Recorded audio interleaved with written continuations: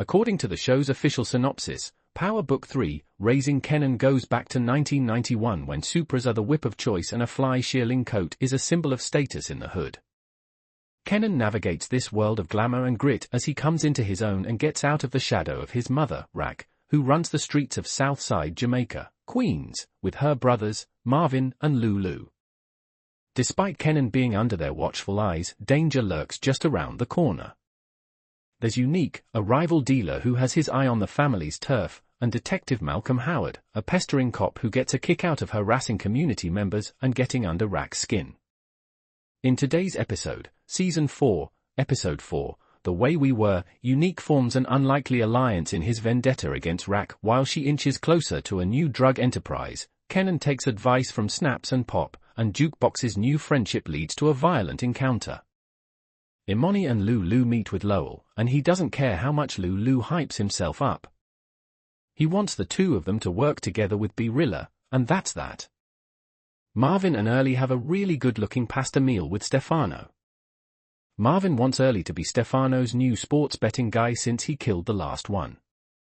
Stefano's okay with it, but he does warn Marvin that any mistake by Early will reflect on him, and this is all obviously going to go terribly wrong eventually. Kanan meets with Quan and tells him to bypass Raquel and just come to him if he needs anything. Quan, like almost everyone on this show, is a Raquel hater at heart, so he seems okay with that. Unique and Damon hit Uncle Terry's warehouse with the sole purpose of killing people, and Damon should have stayed himself back in Jersey because he's killed and Unique barely makes it out alive. Imani and Lulu meet with Lowell, and he doesn't care how much Lulu hypes himself up. He wants the two of them to work together with Barilla, and that's that. Marvin and Early have a really good-looking pasta meal with Stefano. Marvin wants Early to be Stefano's new sports betting guy since he killed the last one. Stefano's okay with it, but he does warn Marvin that any mistake by Early will reflect on him, and this is all obviously going to go terribly wrong eventually. Kanan meets with Quan and tells him to bypass Raquel and just come to him if he needs anything. Quan, like almost everyone on this show, is a Raquel hater at heart, so he seems okay with that. The way everyone this season is united in their hatred for Raquel would be impressive if it weren't also annoying. Is Power Book 3, Raising Kanan season for going to make me root for Raquel? Say it ain't so. Power Book 3, Raising Kanan Season 4 Episode 4 had a lot going on, so let's go through the hour scene by scene. Traymont is enjoying the good life in the penthouse suite of a hotel when he's unceremoniously knocked out by Marvin, who's waiting in his room and disguised as a hotel worker.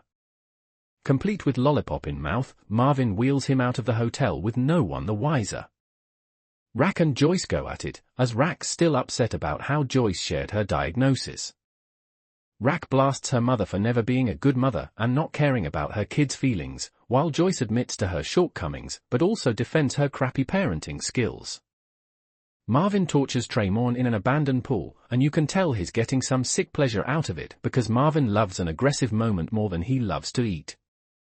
OC brings Kanan the latest drop at his new apartment, and Crystal warns him about keeping business away from the teenage love den. Jukebox then visits to check out the place, and Kanan leaves her with Crystal, pissing Jukebox all the way off.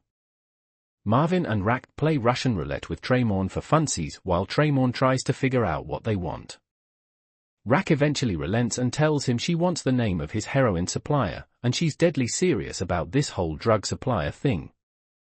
Crystal apologizes to Jukebox for having her jumped, and Jukebox doesn't forgive her because why would you? But Jukebox leaves slightly less annoyed than when she got there. Lulu watches Barilla in the studio booth and is approached by Imani, a product manager who's going to be working with Barilla. She wants to amplify his presence in the marketplace, and no one is 100% sure what that means, but Lulu is forever unimpressed, and she leaves as quickly as she arrives. Kanan meets Snaps and Pop at their usual spot to give them their cut, and they immediately realize he's short. They tell him to always be prepared for trouble, which is sound advice, considering he's always in some kind of mess. Unique tells Early that he's ready to stop playing dead and continues his anti-Raquel crusade, but Early tells him it's a horrible idea.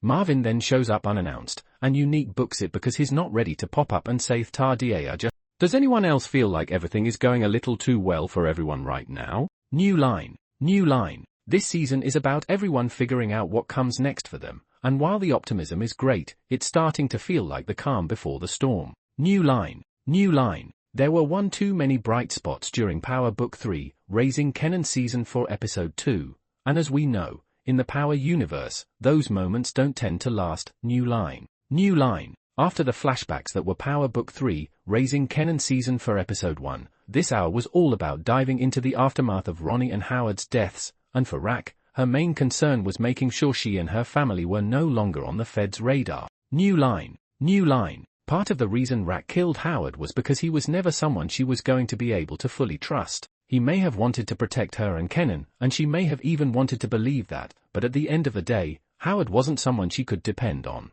New line. New line. He had Marvin's name in his mouth a little too much, and even though he had helped her in some ways as law enforcement, his threat was more significant than what he could do for her. New line. New line. But she did pull that trigger, not even thinking about what it could mean for Kanan. She once again made a decision that would affect Kanan and had no care or thought about it. New line. New line. Kanan asking his mother whether or not she even knew the difference between right and wrong felt like his way of telling her that she had lost her damn mind and someone he no longer recognized. New line. New line. Obviously, he's been looking at his mother strangely for a long while, but her actions continue to push him further and further away, and maybe worse, was it all simple back then and within the family?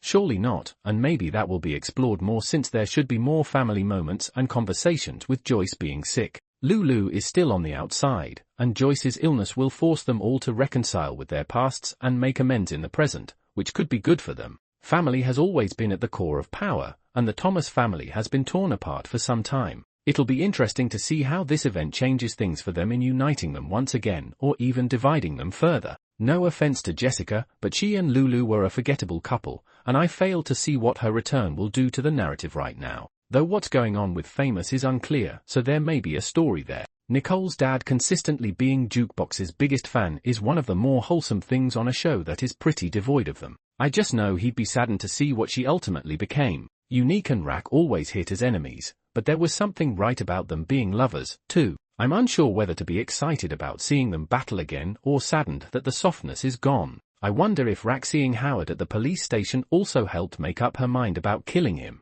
No matter what he said and did, there would always be a part of her that couldn't trust him because of his profession. Well, we're finally back. Power fans. This was an odd but clever way to reintroduce everything and set us on a... Was it all simple back then and within the family?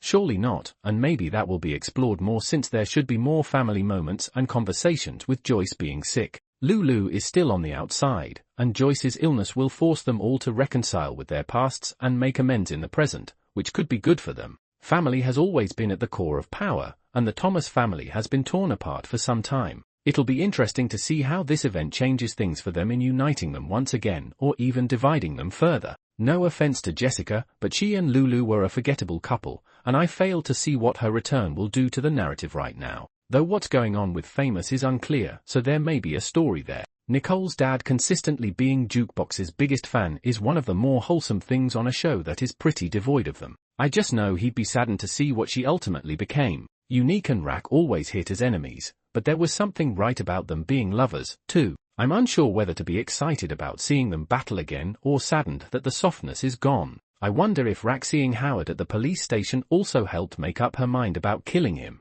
No matter what he said and did, there would always be a part of her that couldn't trust him because of his profession. Well, we're finally back. Power fans. This was an odd but clever way to reintroduce everything and set us on a path for this season. There is lots to talk about after this one, so hit the comment section below. Unique's vision has been clouded by the incessant need to derail Rack, and the day those two get within 5 feet of each other and must have a conversation will be one of the most explosive moments in Power Universe history. While Tyler understands the concern, he knows that taking Unique anywhere public would be a bad idea. It could only backfire as the people responsible for trying to kill him could still be looking to finish the job. Unique himself tries to go back to the normal world in his injured state, but to no avail. With Tyler's help, he realizes that rather than rushing back into the game, he should use his newfound invisibility as a cloak to carry out his own purpose. In the flashback, we also learn a huge piece of news: Rack is pregnant with Unique's child. The 3rd season showed them exploring a likely relationship. However, it all started to fizzle away once Rack went back into game mode and Unique got taken out by his brother. However, the brief union between them led to Rack's pregnancy. The news is just as shocking to her as it might be for anybody. So, she does what she does best and keeps it hidden from everyone close to her. Instead, she heads off to the local hospital to carry out an abortion on the baby. The doctor asks Rack why she is looking to get rid of the baby. She explains that considering the amount of stuff going on in her life, she has no time for another kid.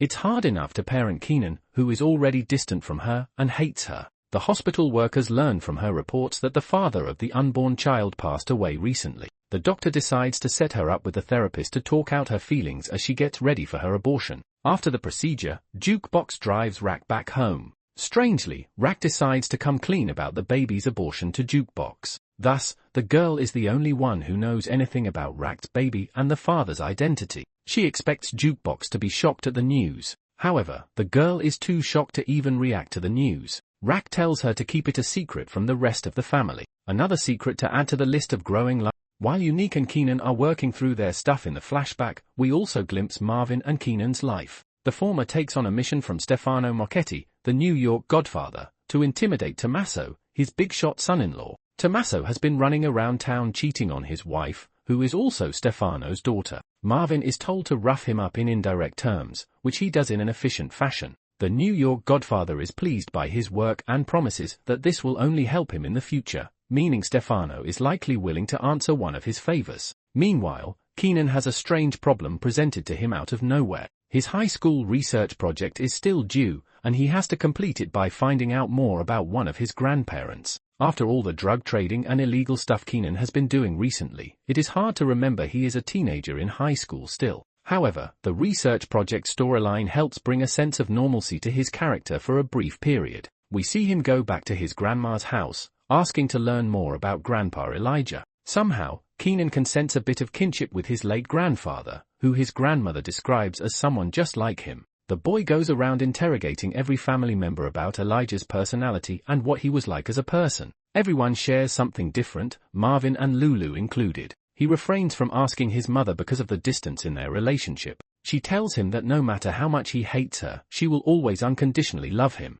Later, Kanan makes the shocking discovery that his grandmother has cancer and is dying. He is the only one to know, and she urges him not to share the information with her children, fearing that they will make the news about themselves. Meanwhile, Unique sends out Tyler to reckon the situation outside and where everyone stands in the puzzle. The latter returns to inform Unique that Ronnie is working with Kanan, and Rack is back dealing again despite promising to be out. Unique hypothesizes that Kanan and Rack must be in cahoots and likely sent Ronnie after him. Tyler points out that he is making big assumptions, but the man already has his target set. The final parts of the episode take us back to the present day, where Unique takes out his gun and points it toward Ronnie and Howard's dead bodies. He is seemingly now on a collision course with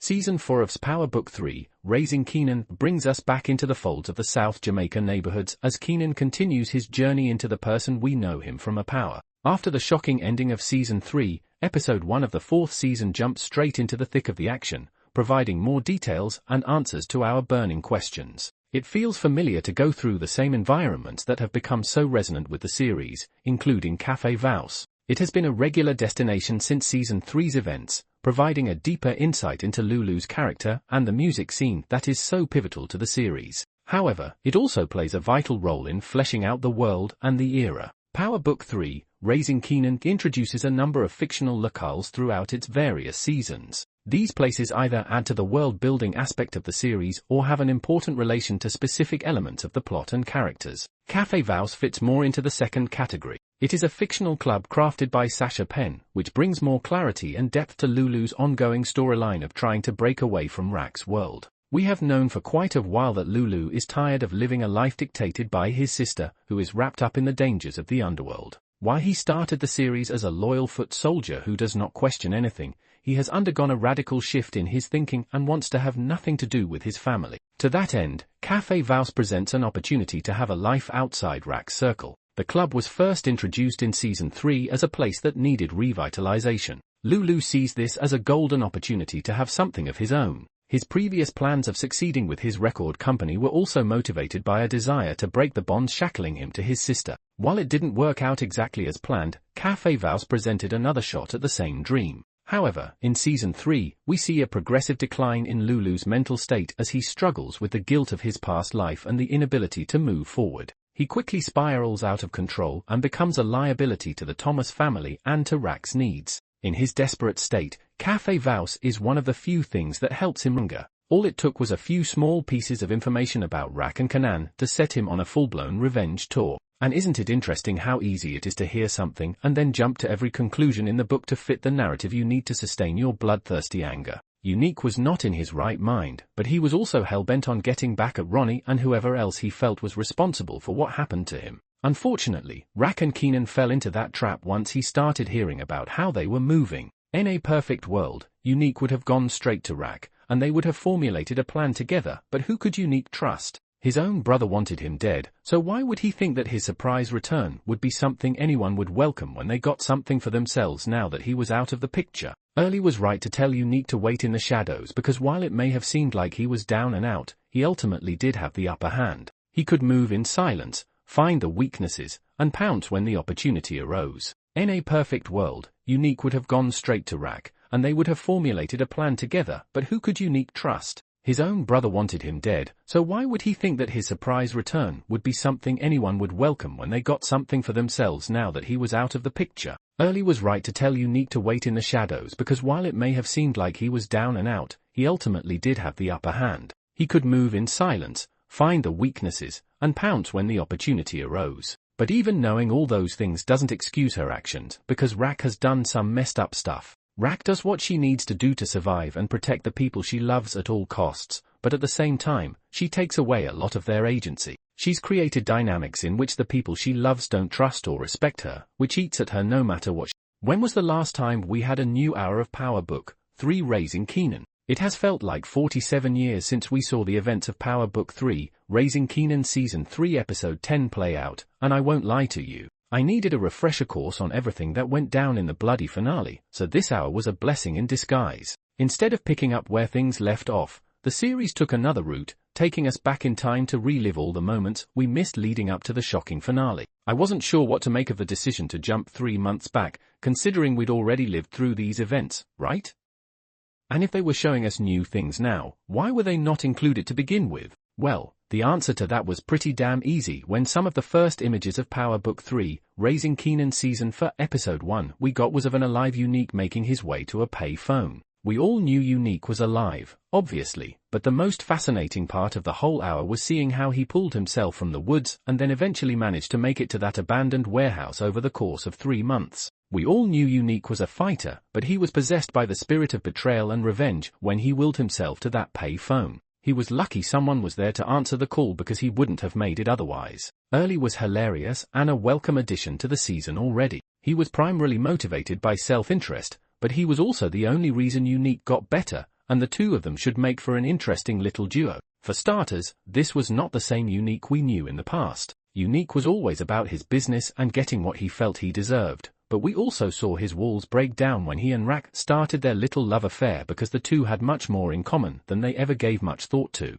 Raquel often kept Unique at a distance during Power Book 3, Raising Kanan Season 3, whereas Unique seemed to be more invested, in the sense that you could see his feelings more in his actions and words than you could with Raquel. When Unique died, Raquel had a moment or two to mourn what could have been, but she also didn't dwell on it much and kept it moving, which could be the tagline.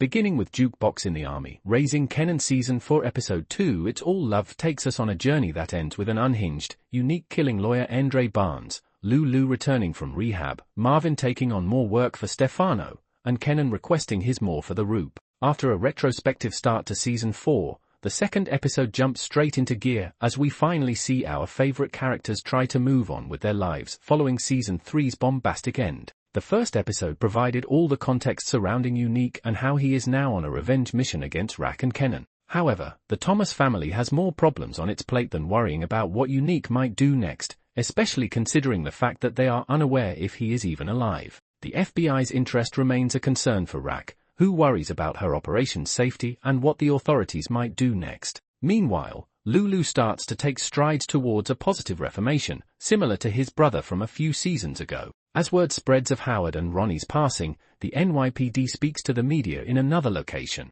They claim that there was some sort of collusion between the two. Alongside their lawyer, Andre Barnes, Rack and Marvin watch the broadcast live on TV. The latter informs Rack that the task group has disbanded and that any investigation against Marvin has been withdrawn, thereby releasing her brother from outside scrutiny. The matriarch of the family, nevertheless, is still concerned about the FBI's role. Barnes assures her that he will update her on developments. As Kanan goes back to his drug business, Crystal comes by to visit. The two share some tender moments together. Miles away, Lulu is let out of Cedar Shores Rehabilitation Center, finally leaving the medical facility with a clean bill of health and ready to make amends for his past lapses. Marvin picks him up from the spot. Crystal and Kanan get handsy with one another, eventually